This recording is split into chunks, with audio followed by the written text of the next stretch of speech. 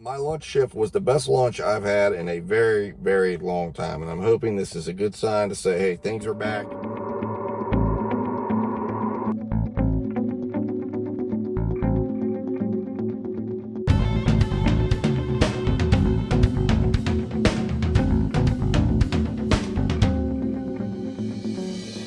Boom! What's up, YouTube? So I'm here, give you a slight recap here, and just kind of go over the particulars for you, exactly what I made, exactly what I did. So first off, let's cue up the montage right now. Boom.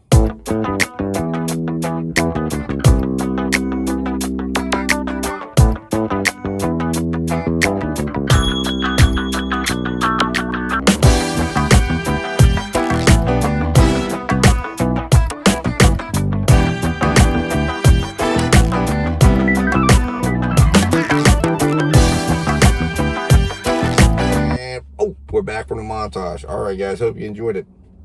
So that was just a little sampling of what we had all day long. I did a lunch shift and a dinner shift, and my lunch shift was the best lunch I've had in a very, very long time. And I'm hoping this is a good sign to say, hey, things are back.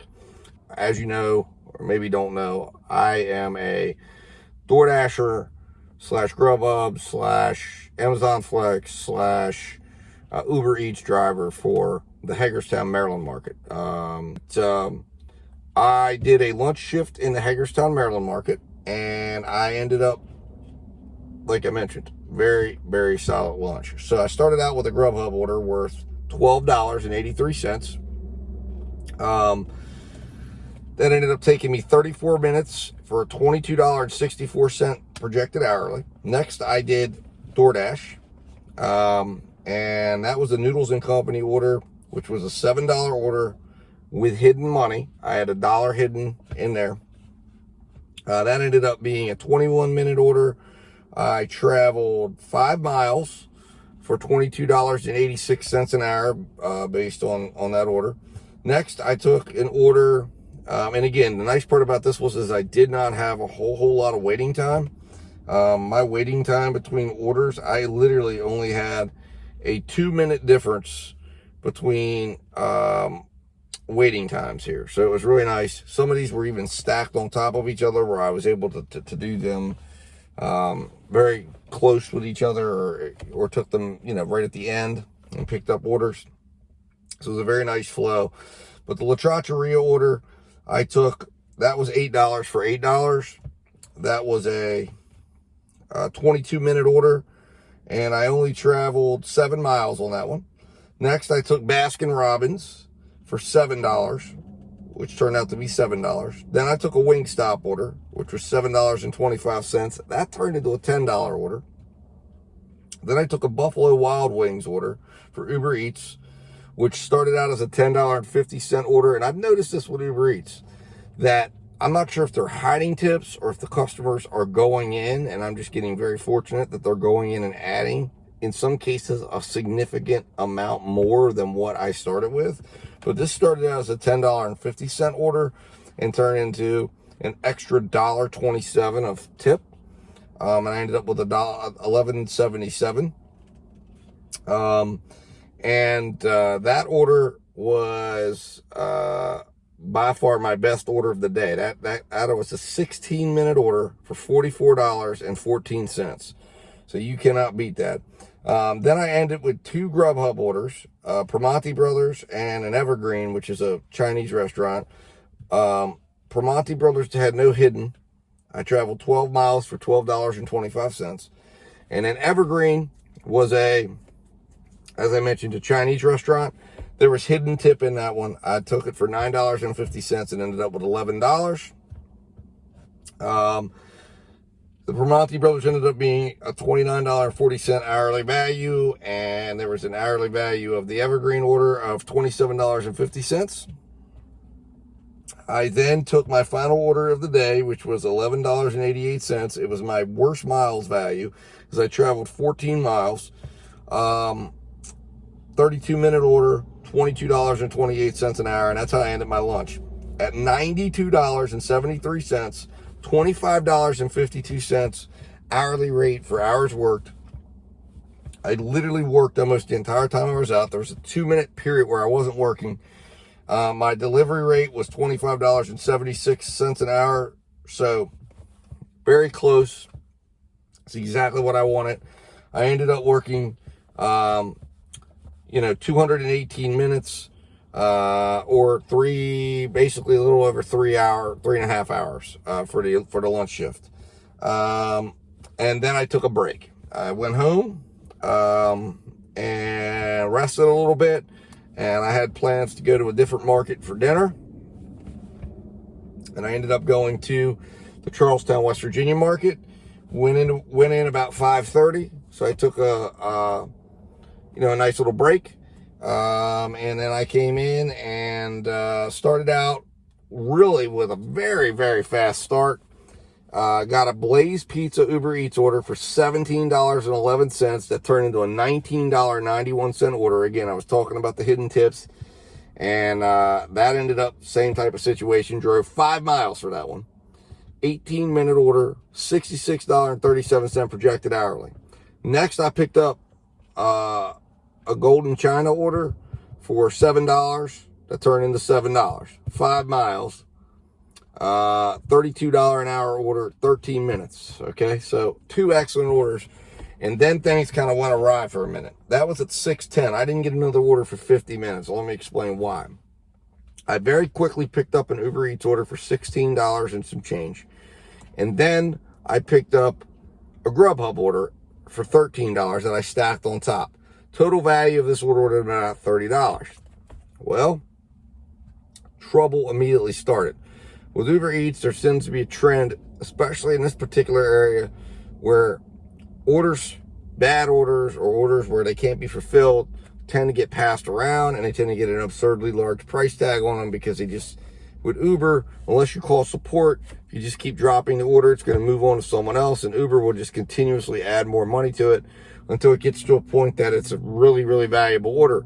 Now, the downside of this is Uber doesn't give you half of the order value. Uber will just simply give you $2 or $3, $4, $5, whatever, for calling them. So there's not a lot of benefit to sitting at the restaurant and going through the process of calling. So a lot of people will drop it.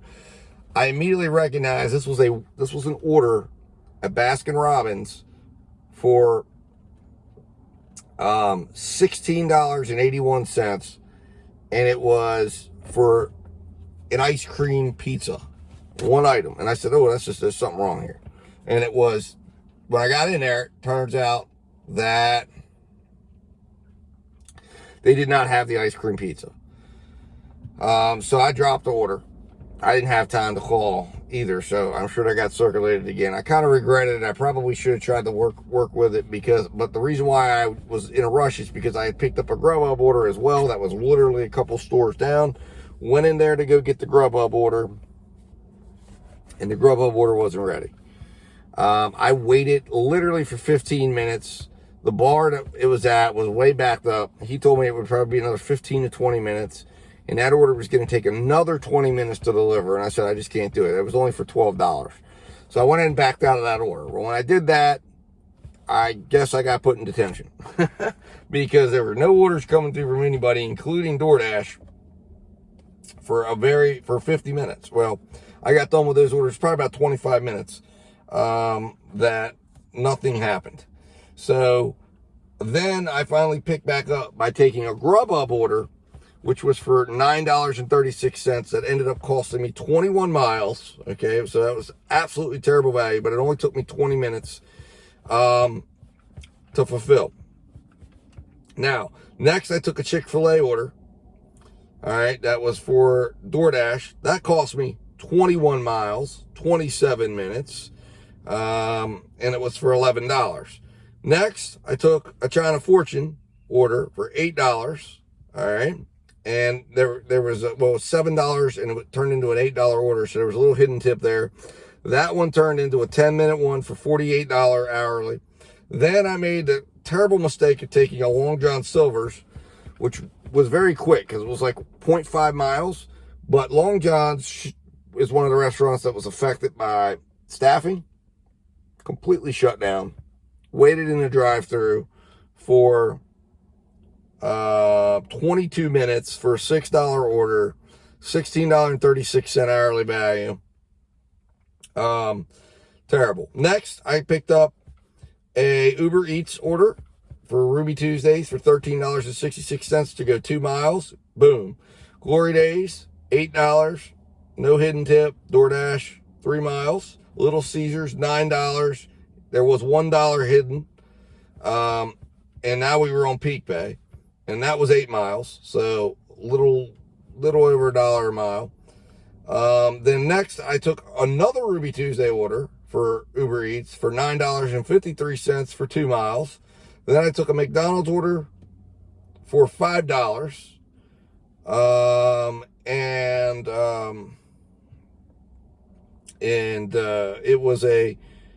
It ended up being 7 miles traveled, but at this point I was trying to break 100.